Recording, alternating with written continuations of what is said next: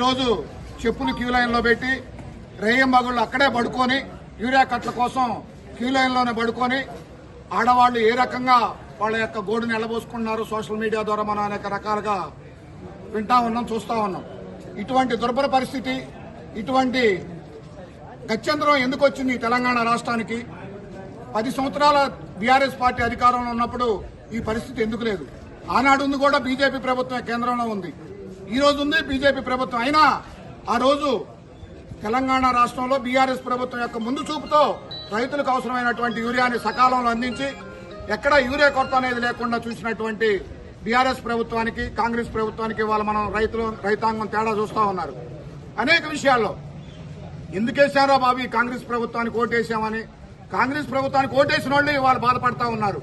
అనవసరం కాంగ్రెస్ ఓటేశాం, ఇలా ఉంటది అనుకున్నాం, అలా ఉంటది అనుకున్నాం. కానీ గత 60 సంవత్సరాలు పాలించిన కాంగ్రెస్ ప్రభుత్వమే తిరిగి మళ్ళా ఈ రోజు అధికారంలో తెలంగాణ రాష్ట్రాన్ని పరిపాలిస్తా ఉంది. ఆనాటి రోజులే ఈనాడున్నాయి.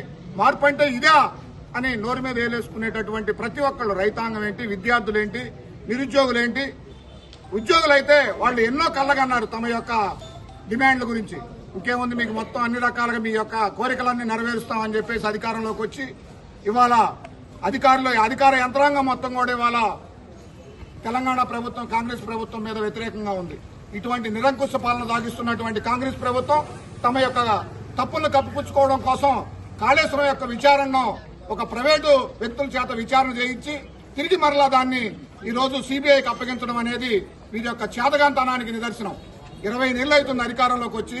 కాళేశ్వరంలో తప్పులు జరిగాయి, దాన్ని సరిదిద్దాల్సినటువంటి కాంగ్రెస్ ప్రభుత్వం దాన్ని రిపేర్లు చేయకుండా 1000 ఎకరాలకి ఇవ్వడం కూడా, అందులో తప్పులు జరిగినాయని విచారణ జరిపెట్టాలని చేపట్టి కూడా ఇవాళకి 1000 ఎకరాల లక్షల ఎకరాలకి నీరందిస్తున్నటువంటి కాళేశ్వరం ప్రాజెక్టుని సిబిఐ విచారణకు అప్పచెప్పడం అనేది వీరి చేతగాంతనానికి నిదర్శనం.